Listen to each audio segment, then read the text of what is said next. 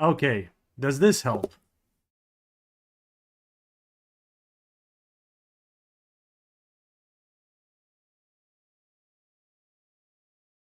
Okay, does this help? Okay, so I apologize for that. That was a slight mistake on my part during audio setup. Well, as I started at the beginning, you're gonna get these from time to time because I didn't realize that disconnecting the I was recording something earlier in the morning and I disconnected the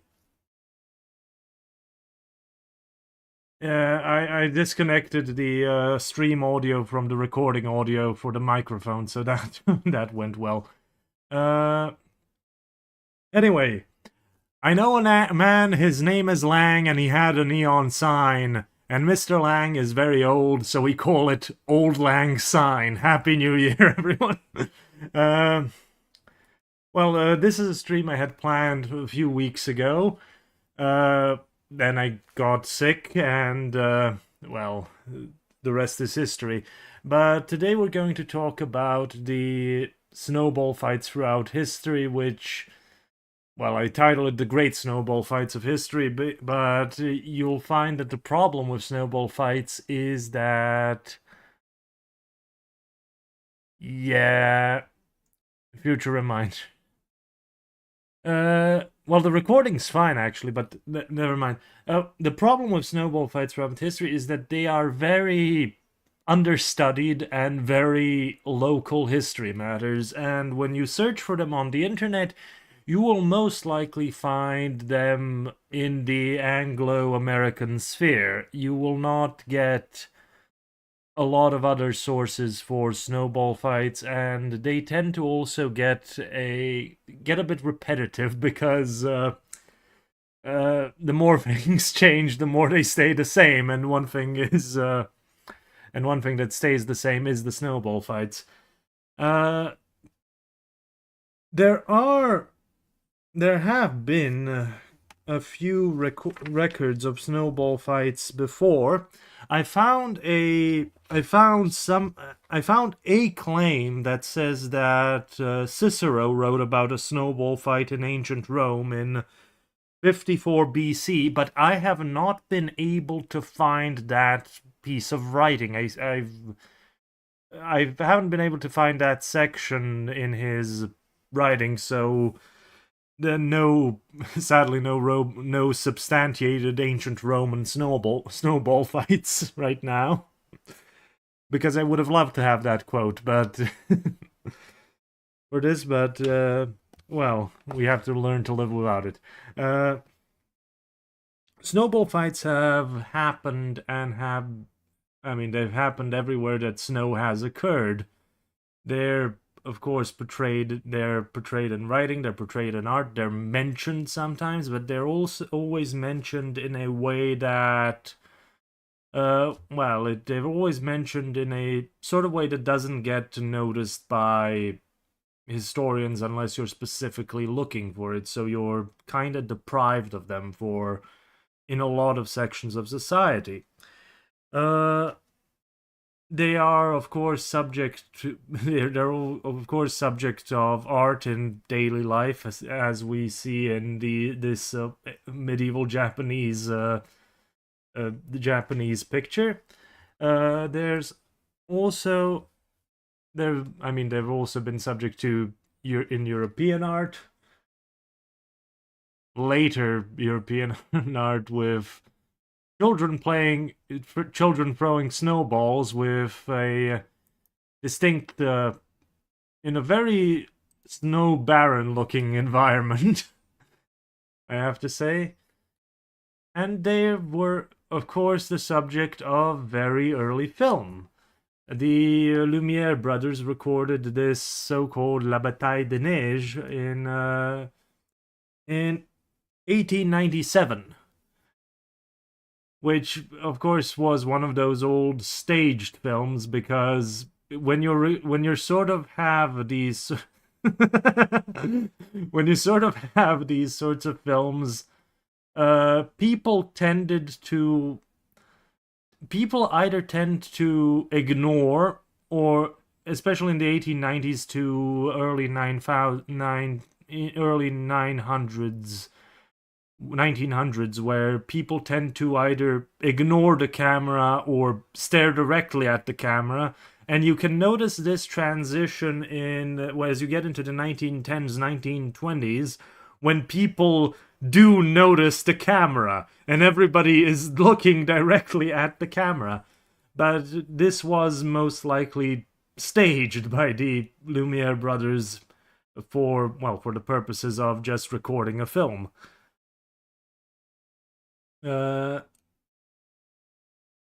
Because I mean the the fact that there's a snowball fight going on immediately, and the gentleman that's gonna get pelted right now is gonna get on his bike and bike away in the direction in which he came from. Which is again probably a thing that happens. Hold on, did somebody steal his bike there?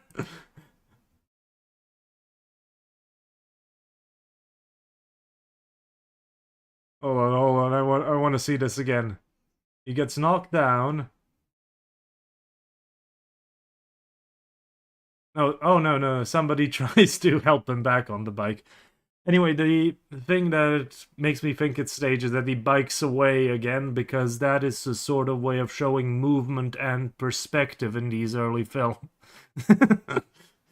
You want to show off that you are actually what the camera can do and that sort of thing.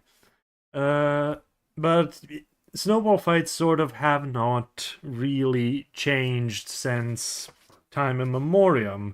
Well, they've changed for a lot of us in recent history, where there's a distinct lack of snow in places that used to have a lot of it. But we won't go on about that.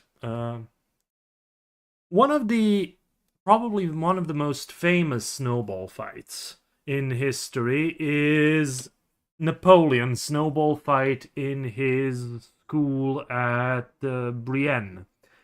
This is allegedly a snowball fight that is This is a snowball fight that is recorded in the memoirs of Napoleon's first private secretary, Bourrienne. Bourrienne was Napoleon's friend from early life, from his school days. He became Napoleon's first private secretary until he is replaced by Meneval in 1802. And the reason why he's replaced is because Bourrienne plays. It's suspected that he has played a dirty financial game and maybe even embezzled money. So, and he gets replaced for that by Napoleon.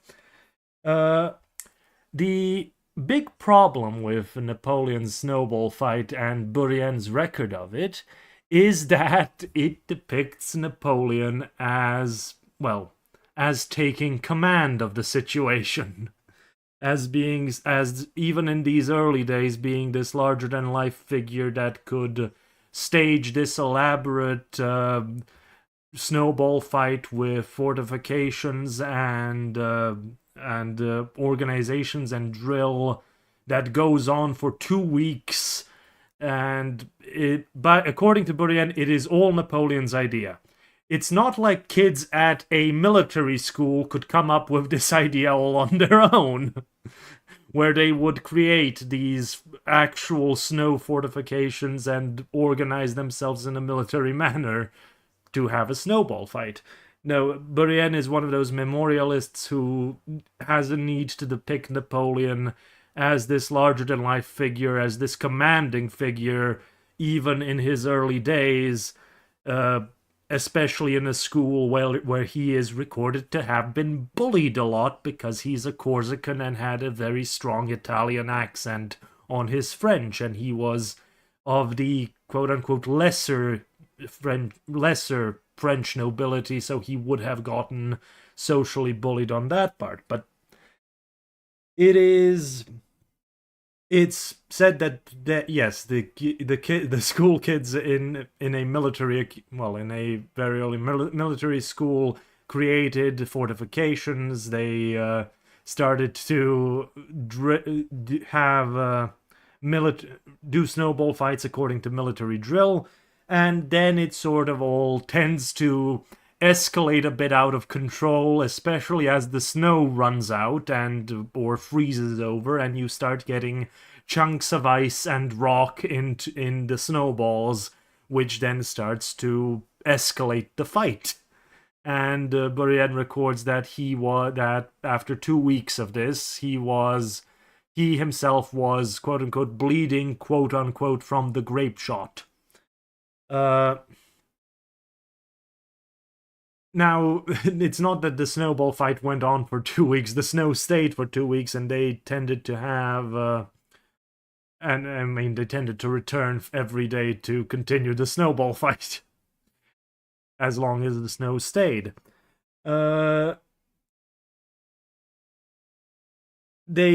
It's sort of recorded that they would pretend to do the stages of the siege, but again, that's something that would happen in this sort of environment. And the thing is, why is this is specifically related to the winter of 1783 to 1784, when Napoleon is 14 years old. It is sort of unimaginable that this wouldn't have happened in the years before or after, but again, it's sort of the problem of memorialists and those sorts of things, is not wanting to retell the same story over and over again, because these are the sorts of things that tend to happen in a lot of environments, and you sort of, and people don't need that much prompting to start a snowball fight.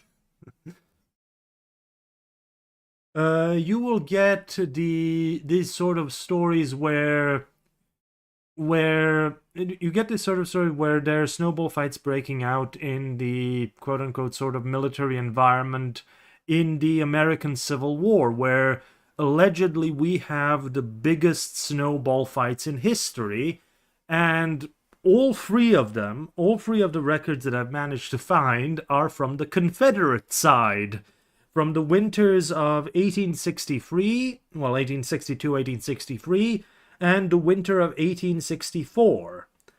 Now, the biggest snowball fight in history, quote unquote, involved about, either of these can be, well, either of those years could have had the biggest snowball fight in history. One happened in January of 1863 in the Rappahannock Valley, where 9,000 men of the Confederate Army from Texas and from Arkansas staged a snowball fight that gradually escalated into a full-on brawl and within the army. It starts as a friendly snowball fight between a few regiments. Then it escalates to, well, whole sections of whole sections of one army starting to get involved, because as the fight escalates, it tends to again draw rocks, and they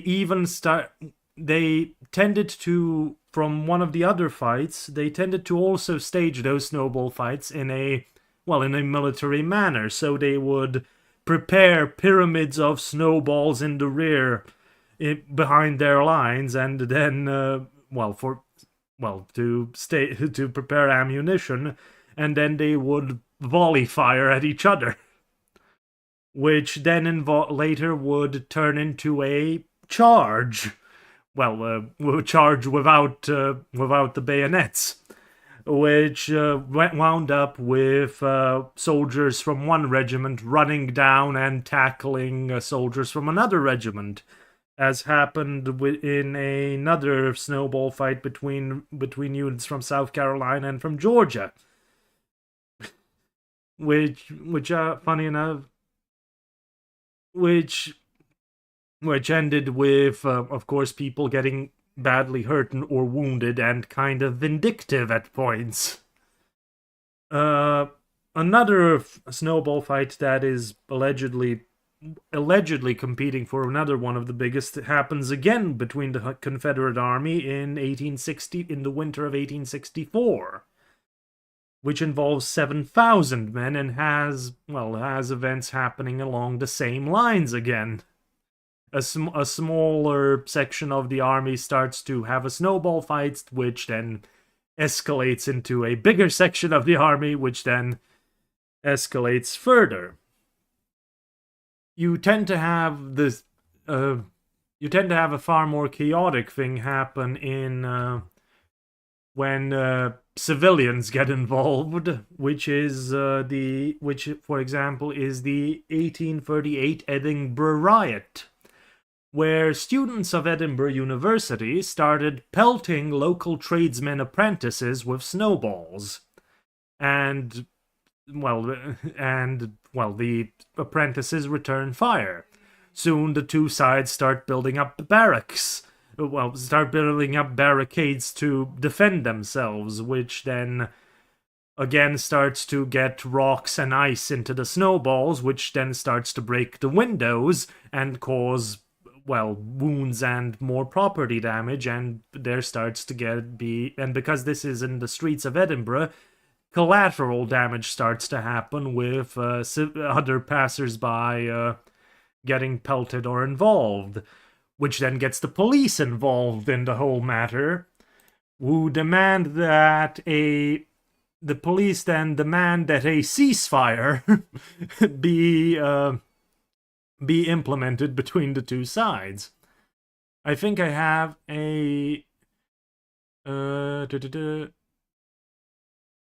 but because you tend to have this conflict between the quote-unquote the town and gown, the conflict between very autonomously minded university students who do not work under the same rules and regulations of the city, they tend to be quite defiant against locals and townspeople and city authorities, which is a part of the traditional riots that happen in these sorts of things, in these sorts of areas, where it's sort of the problem of the autonomy of the university, where university students are not do not consider themselves subject to the same authority that locals do, so they tend to defy the police. So the initial ceasefire implemented by the police does not last long, and students start to get arrested. And soon the rocks and ice in the snowballs is no longer a matter of accident, but they get to be deliberately put into the snowballs. Now, I think I have a quote here from one of the newspapers. No sooner were the prisoners released than they to the amount of 300 of about no sooner were the prisoners released than they to the amount of about 300 met in the quadrangle of the college and came to a resolution to renew the disturbances on the following day and to arm themselves with bludgeons and other weapons for the occasion. So the police stopped the initial fight. Well, the police stopped the initial snowball fight on the 11th of January 1838. And then the students, in their defiance, decide to arm themselves against the police. And they start to again cause a disturbance on the 12th. With even more ferocity, with even more breaking of windows and causing of property damage and attacking civilians. Again antagonizing the shop apprentices next door, again antagonizing the police. And the whole situation escalates to the point where the army is called in.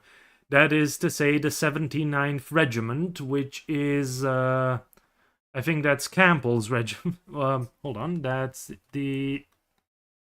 Campbell's Highlanders, I think. Cameron's Highlanders, the Queen's own Cameron Highlanders, sorry, uh, who are called in to completely stop the snowball fight at the point of bayonets, because the students had up until that point refused to surrender. And slowly, after they are met with actual force, the students do surrender, and this causes a following this causes arrests and trials. Well, arrest and a trial at that point, which again the students are being very defiant, calling their yes, calling in the army is cheating. Although at that point the students were kind of being very defiant up to a point of maliciousness.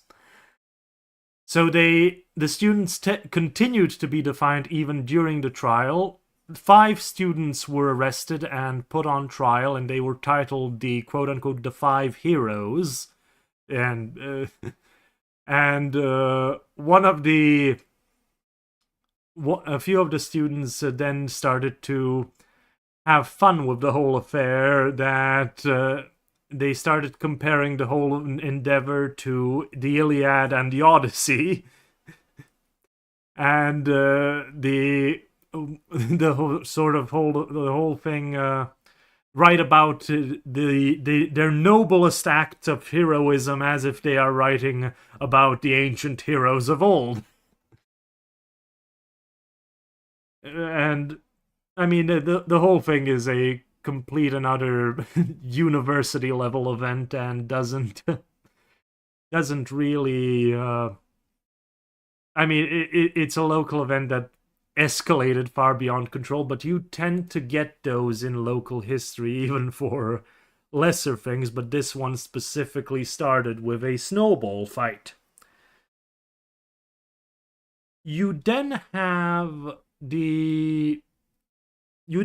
a similar sort of event, a very similar sort of event that, not a similar sort of event, actually, a very dissimilar sort of event, I meant to say, because while looking up things for this, which has been a bit hard because you really need to, because again, this doesn't tend to get researched. This isn't something that will be very readily available, although you will find it in newspapers and in other events, and they only tend to get written about when they reach these points of escalation that start to seem impressive, sort of, to the newspaper reading public and so on, that somebody and start to go on and on. But then but during research, I've heard mention that the Boston Massacre is that Great Boston Massacre of 1770 is sometimes thought to have been the result of a snowball fight. The reason for this is that we get a the similar sort of escalation. The similar sort of escalation and snowballs getting thrown at people, but it is very one-sided. So I don't really tend to agree that it was a fair snowball fight. But it starts again with, conflicts between the Boston locals and the British military, who then it's sort of a local argument that then escalates into insults, that escalates into a crowd surrounding a sentry post near a customs house, and a lone soldier that starts to get pelted and shouted at, and he starts to get pelted with snowballs, with sticks, with rocks, with oyster shells, I think, or some sort of shells, and naturally he calls for reinforcements, which is sort of exactly what the crowd wants to happen. Throughout the fight, there's calls for fire, damn you, fire. The crowd daring the sentry and then the reinforcements to fire at them, and still pelting them with snowballs, with ice, with... This happens in March, but it's the north of North America, so you would get snow and ice back then still. And eventually a shot is fired, and, well, the soldiers at the sentry post also fire back. Well, they fire back one volley at the crowd, and then all hell breaks loose. The soldiers are arrested, and then they go on trial.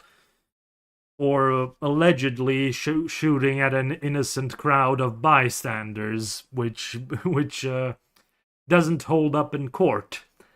Because again, the later second American president, John Adams, who is at that point a lawyer, defends the British soldiers from the accusations of the mob, and successfully gets them up because he demonstrates that the crowd did indeed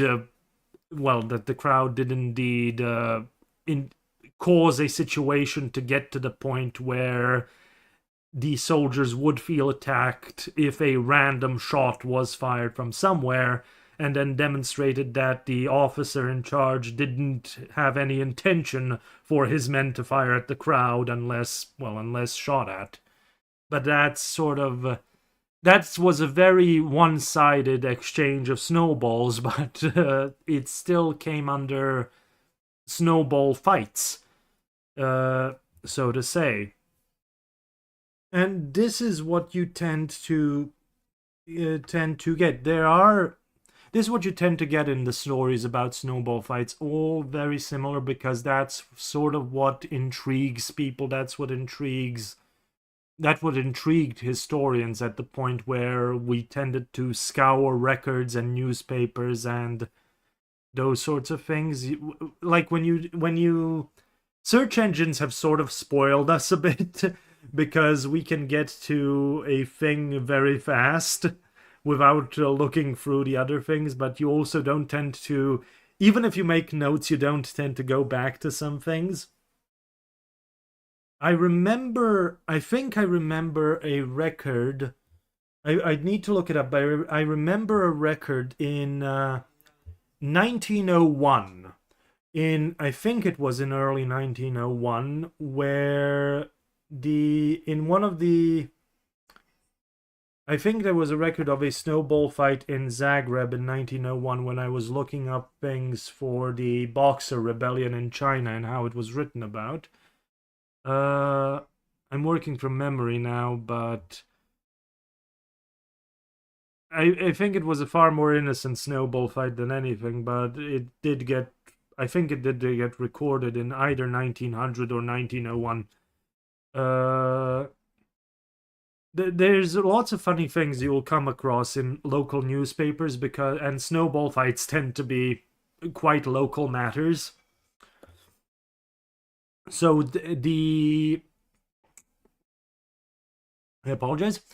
So the sort of records around them also tend to be very local, and you get the allegations from, well, one of the examples that came up was like Amsterdam in 1472 banned snowball fights, although that is allegedly banned snowball fights, but that is again a local ordinance that is a bit unsubstantiated, because again you can tend to get sometimes it's mentioned as a still standing local ordinance, but it's sort of it hasn't been substantiated to my liking.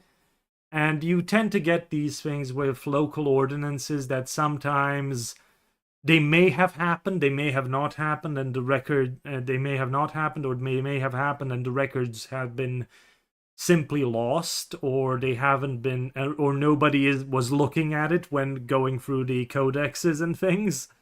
Or it tends to get to the point where somebody will pretend that there was an ordinance when there actually wasn't, just to get the kids to stop throwing snowballs at you. So it's quite a hard thing to research, and the internet is a very Anglo-American sphere, so again you tend to get these quite Anglo-American records of snowball fights. And they're not something that gets researched a lot, and they tend to be very much the same when they happen. But that would be about it from what I had prepared for today. And, well, if anybody has any questions, I'm open to answering them.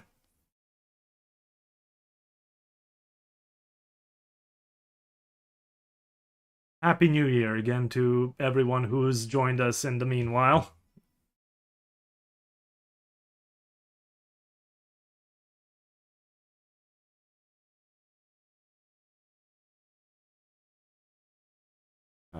I'll just put this back on so we have something going on.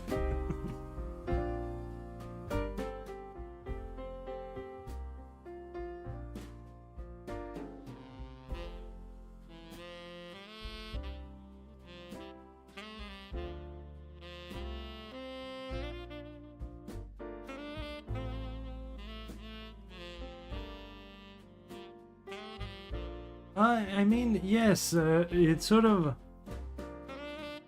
I mean, the thing that you do get snowball fights all over the world where there was snow. For Japan, I've found. I mean, I've only found really much this image and how. Well, I found only very much depictions of snowball fights, but again, it tends to. I'm mad. I mean, I can't say much, but it, they do tend to happen, and they tend to happen in a fashion that befits the environment, the environment surrounding it. Like as we can see, it tends to be it tends to be lumps of snow lobbed at each other, and you almost anywhere where there was snow, there was likely a snowball fight. And I wish I had that quote from Cicero that allegedly talks about Romans having a snowball fight outside of his villa.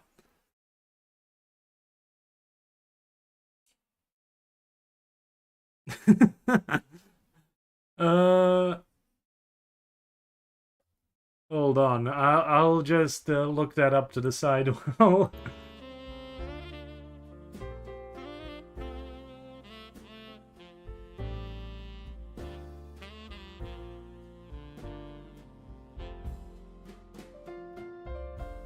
I mean, it tends to involve a lot more hotter weapons than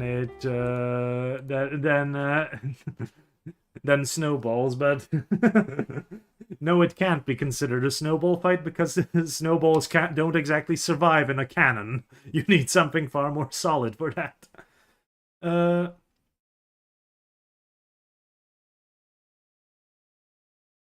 I think from what I remember of sort of from what I remember of Japanese history, you do get. I remember seeing in a few books illustrations of snowball fights and winter activities, sort of. And there are certainly poems and everything that mentions and depicts snow, and uh, it has a sort of it has a sort of poetic meaning throughout Japanese history, as most words and things tend to have. But you do.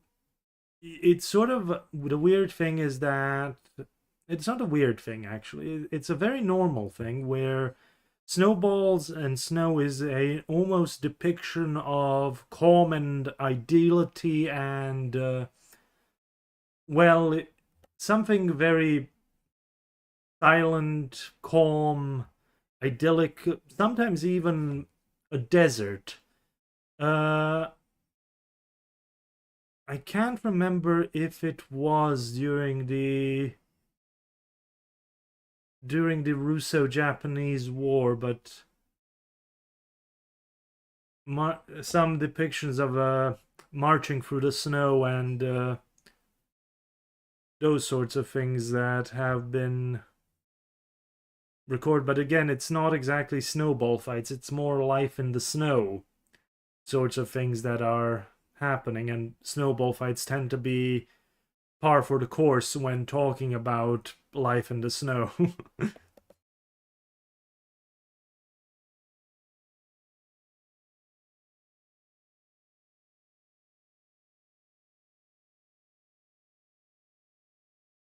you get...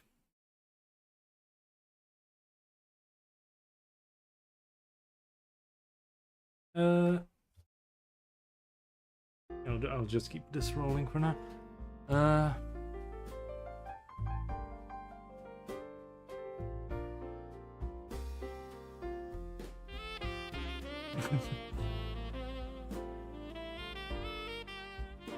Yeah, it's sort of when I did find things in secondary sources, well, for Cicero especially, but I tended to wanted the full quote, and I tended to want the full quote, so it's...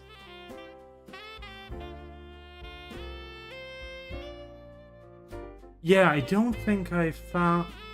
I looked through several collections of the letters, and there are mentions of snow, but in sort of weather, so I didn't find one. I didn't find one in the Gutenberg files at least, and I didn't find one scouring the letters from a book. But I mean, it's possible. It's very much possible that it exists, but what I found didn't even mention the text of the letter, so I didn't. So it's sort of, I couldn't quote it, which is what I wanted to do.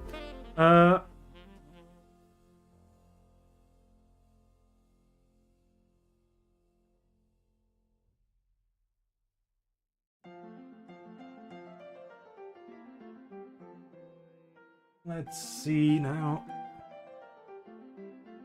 The sort of problem with snowball fights is that they do tend to happen, and they do tend to happen in a lot of different places. I think, again, I couldn't find it again, but I think there were like snowball fights around the time of the Battle of the Bulge in 1944.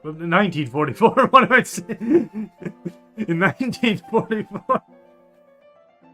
The Americans had, well, some Americans units threw snowballs at soldiers threw snowballs at each other. But again, it tends to be an offhanded mention and doesn't really get followed up on because, again, there's not much to it. Sorry about that.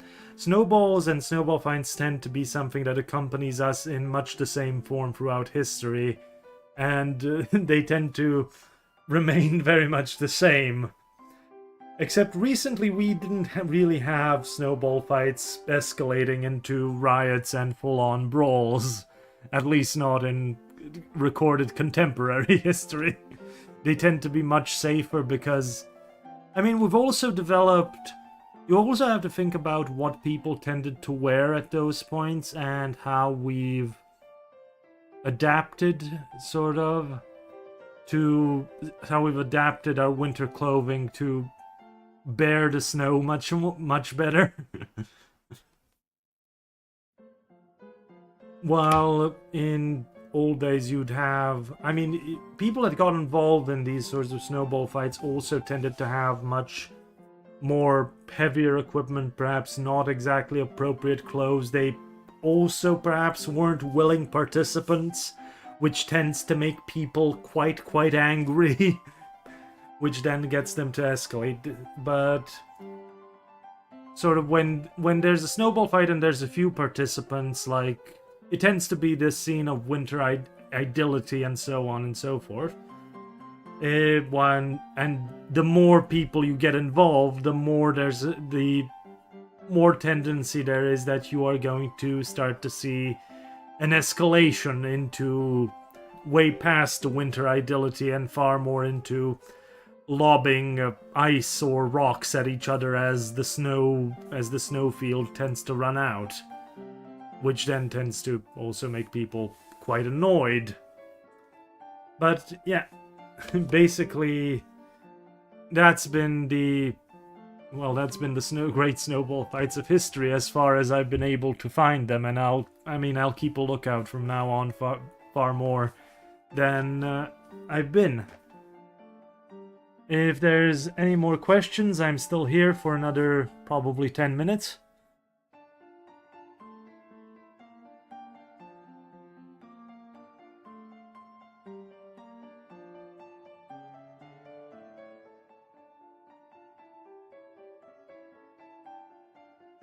Hold on, I'll try and look that up right now if I can.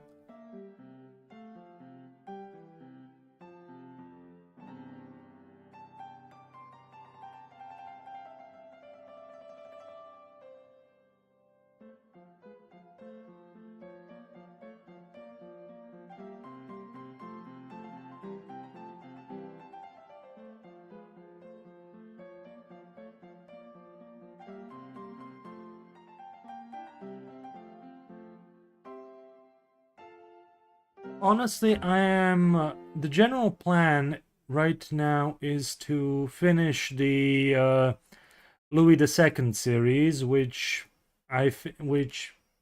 episode 7 is almost done. I just need to do the audio recording and finish the title card and then bunch it all together. So that should happen next week. Also, meanwhile, I'll do the pictures and images for episodes 8 through 12 right now. I was sort of hoping to keep it down to 10 episodes, but it just didn't. It didn't work out that way because, well, as things tend to go. Then I'm going to see how to start to cover the Habsburg period because, well, the Habsburg and Zapolya period, because that is a much different conflict and things get a bit faster in history books than they've been for a few years now. I'm starting to compile a list of ideas for shorts which will cover the symbolism of coats of arms and flags and those sorts of things, which I'm hoping to at least get 4 or 6 out in some time. And then after the initial series, after the Louis II series, I'm going to start looking at videos that cover things more in a broad brush sense. So look at the developments, try to sort of make a synopsis of the developments from of the Ottoman Wars from Louis to Louis, from the initial crossing of the Dardanelles to Mohács, and probably a few videos examining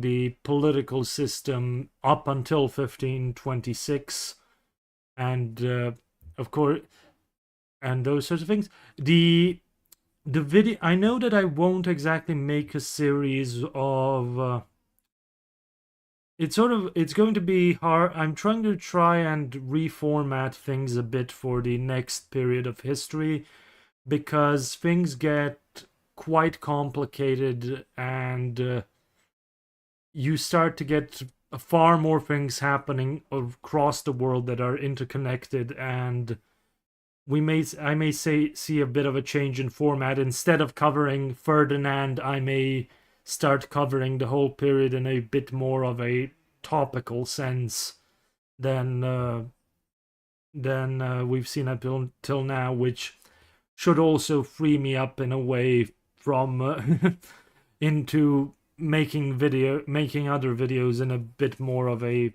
freer manner, because I won't be following the series pattern that I've been following up until now, which has been good, but I think it won't exactly be suitable for what we're going to have to deal with now, where we have different events happening with Ferdinand. We have the whole interconnectedness of the Habsburg monarchy, which involves Spain and things, and then you have the entire court and the situation with Zapolya that happens, that splits the kingdom in half, and I also do have to start covering the Ottoman administration of the land. Like, the Ottomans have, as far as they featured, they've slightly been a sideshow of the whole thing.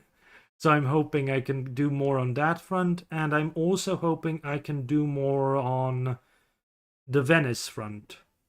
There's also one certainty is that after I get to 1526, I'm gonna be releasing a video. I'm gonna be finishing and releasing a video on the medieval history of the free royal cities, which I couldn't exactly compact like I did the Dalmatian communes, because there tends to be the Dalmatian communes have that very way earlier cutoff point in 1409 with the coming under control of Venice, for while the free royal cities tend to have the same tend to be tied to the same historical pattern as the continent, as the nobility, as the estates, as the kingdom, and they also experience the great changes in policy and economy with the breakthrough of the Ottomans as much as the other parts of the kingdom do. So that's also coming. So yeah, for now it is I'm hoping I can finish the Louis II series within the next 2-3 months, if not earlier. Well, for the live streams, I think I'll do a variety of different things, and I'll try a variety of different things because the format allows it more. So I think I'll probably ask questions, probably post something for questions for a general Q&A and those sorts of things. I'll think about other topics of interest and those sorts of things. Yeah.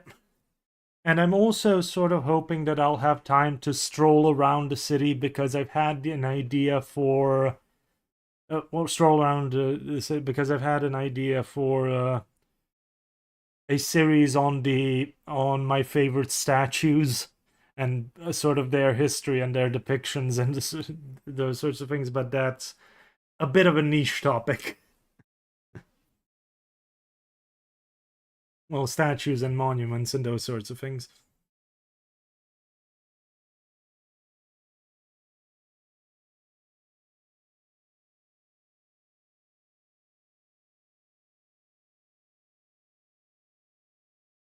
Okay.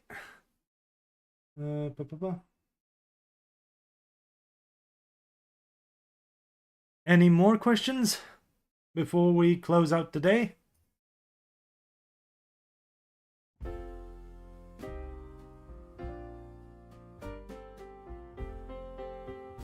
I also need to figure out a bit more music choices for the streams, just to keep the just to keep the horror vacui at bay.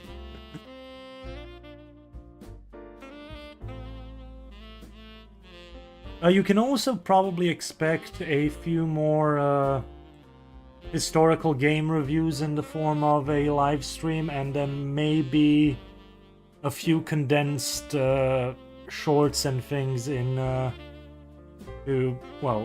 it's sort of I mean, I have to admit it, that it is sort of, it's something I'm doing that's a bit easier to do, but it's not my favorite thing to do because it seems pandery.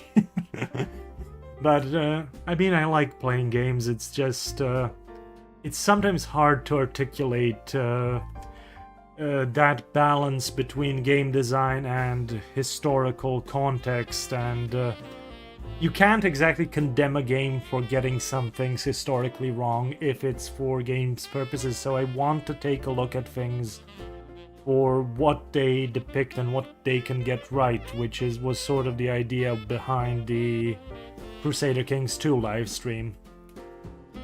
And I want to do that with a few more things.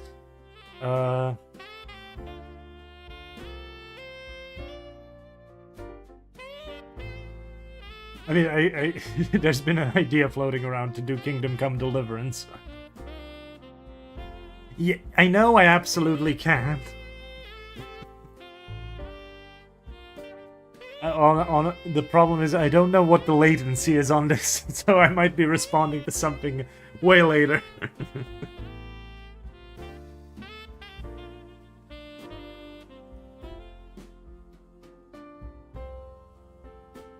Anyway, thank you all for coming to the stream, and I hope you enjoyed it, and I hope you have a very good new year, and oh, okay, that's not that bad. Oh, I could definitely do that. I could definitely do that. I would just need to go a bit out of my way to research a few things because I do want to get some things right. Happy New Year to you too. So see you all next time, and well, hopefully it's a very good New Year for all of us. So have a good night, and have a good day, good night, good morning, and if you're watching this later, a happy thing to you too. Bye bye.